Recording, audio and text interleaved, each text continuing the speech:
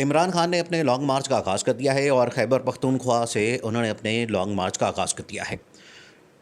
کچھ دنوں سے ان کو خبریں مل رہی تھی کہ عمران خان کو گرفتار کیا جا سکتا ہے، اسی وجہ سے وہ اسلام آباد میں بنی گالہ کے بجائے پشاور میں جہاں پر ان کی حکومت ہے وہاں پر بیٹھے ہوئے تھے اور وہیں سے انہوں نے اپنے لانگ مارچ کا آغاز کیا ہے۔ وہاں پر بیٹھ کے انہوں نے پریس کانفرنس بھی کی، وہاں پر بیٹھ کے انہوں نے مختلف تقریبات سے خطاب بھی کیا، انہوں نے وہاں پر بہت ساری چیزیں بھی کی اور وہیں پر ان کو پیغامات ملتے رہے، ان کو میسیجز ملتے رہے کہ آپ اسلام آباد کی طرف لانگ مارچ نہ کریں اور اس کو کچھ دیر کے لیے روک لیں تاکہ ہم کچھ معاملات کو سیٹ کر لیں، ہم کچھ معاملات کو مینج کر لیں اور جو موجودہ حکومت ہے اس کے ساتھ بات چیت کر کے آپ کے جو مطالبات ہیں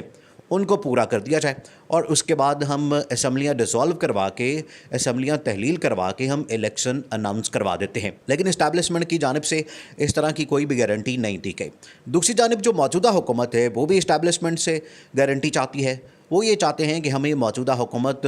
کی مدت پوری کرنے دی جائے۔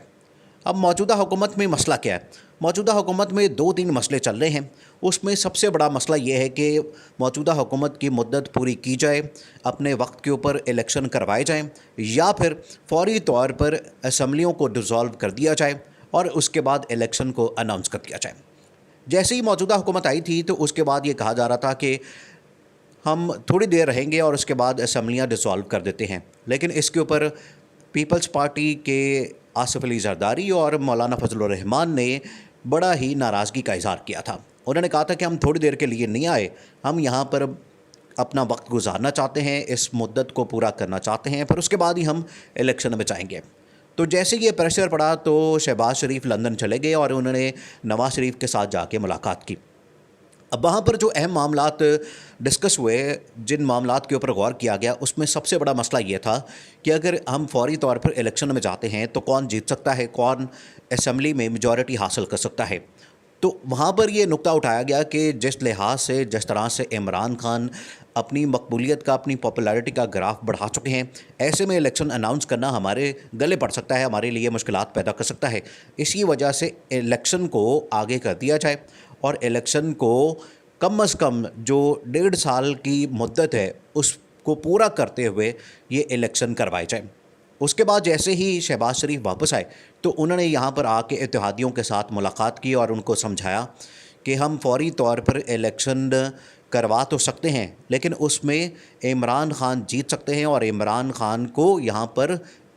جو فائدہ ہے وہ حاصل ہو سکتا ہے۔ کچھ دن پہلے تک مریم نواز بھی یہی چاہتی تھی کہ ملک کے اندر الیکشن کروا دیے جائیں اور عمران خان کا جو ٹوکرا ہے، جو گند کا ٹوکرا ہے، اس کو ہم کیوں اٹھائیں، اس لیے ہم الیکشن کال کر دیتے ہیں اور الیکشن میں جاتے ہیں اور جو بھی عوام فیصلہ کرے گی اس کے مطابق ہم آگے چلیں گے۔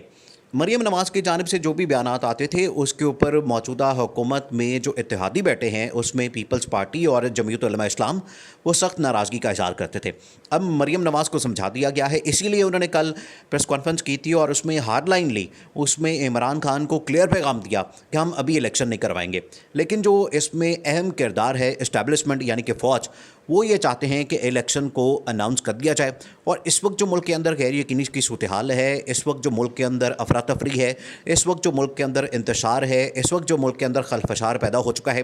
اس کو کسی طرح سے ختم کیا جائے اور اگر ہم یہاں پر جولائی کے اندر الیکشن کو اناؤنس کر دیتے ہیں اور یہ اکتوبر میں یا نومبر میں یا ستمبر کے اندر جا کے الیکشن ہوتے ہیں تو معاملات کو کافی حد تک سنبھالا جا سکتا ہے۔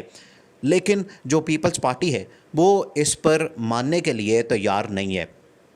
آصف علی زرداری یہ کہتے ہیں کہ یہ سارا گیم میں نے کھیلا، ساری چال میں نے چلی، سارا پلان میں نے بنایا، سب کچھ میں نے مینج کیا اور اتحادیوں کو میں نے بنایا، ان کے ساتھ ڈیلیں میں نے کی، ان کے ساتھ لین دین میں نے کیا، تو اب بات بھی میری مانی جائے گی۔ اور معاملہ یہ ہے کہ اب اس حکومت کی مدت کو پورا کیا جائے، عمران خان کو بھی سنبھال لیں گے اور موجودہ حکومت کو بھی سنبھال لیں گے۔ اسی وجہ سے اب اسٹیبلشمنٹ چاہتی ہے کہ اگر ان کو تھوڑا سا چانس دیا جاتا ہے، ان کو سپیس دی جاتی ہے تو دیکھتے ہیں کہ کیا صورتحال بنتی ہے۔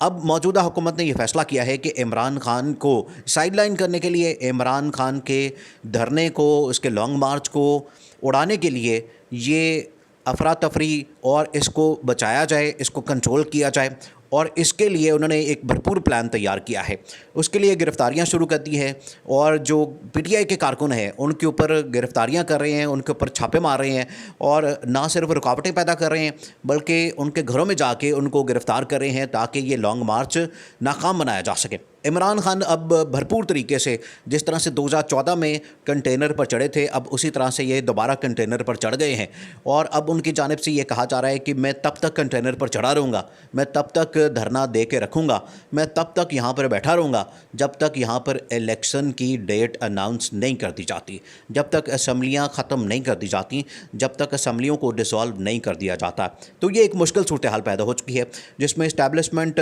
بھی دو راستے چاہتی ہیں کہ اگر فوری طور پر الیکشن اناؤنس کر دیے جائیں, اسمبلیوں کو ڈیزالو کر دیا جائے اور ستمبر اکتوبر میں جا کے الیکشن کروا دیے جائیں. لیکن موجودہ حکومت چاہتی ہے کہ ہم اپنی مدت پوری کریں, ہم جو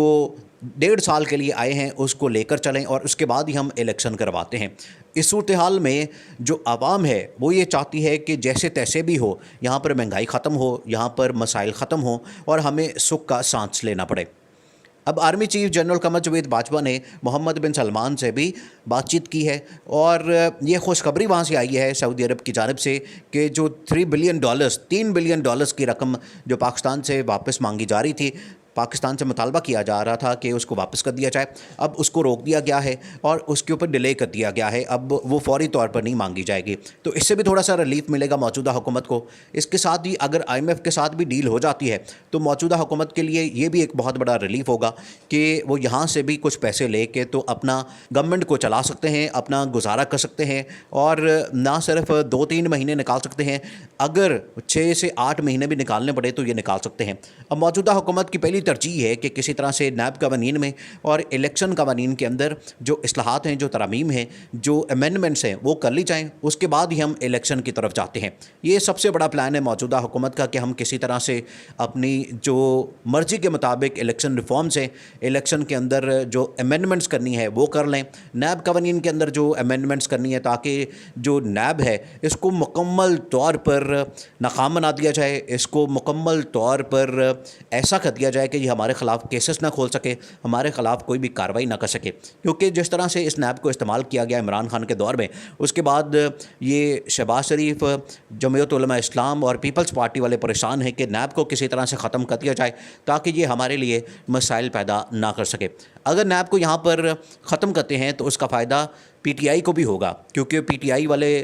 خود بھی یہ چاہتے ہیں کہ ہمارے اوپر کسی قسم کے کیسز نہ بنے, نیب ہمارے اوپر نہ چڑھے اور نیب آ کے ہمارے اوپر گرفتاریاں نہ کرے اور نہ ہی کیسز بنائے. پچھلے دنوں جس طرح سے فرا گوگی کے خلاف بھی کیسز کا فیصلہ کیا گیا تھا, اگر نیب قوانین پاس ہو جاتے ہیں اور نئی ترامیم آ جاتی ہیں, نئے امینڈمنٹس کر دی جاتی ہیں, تو اس سے موجودہ حکومت کو بھی فائدہ ہو سکتا ہے اور پی ٹی آئی حکومت کو بھی فائدہ ہو سکتا ہے.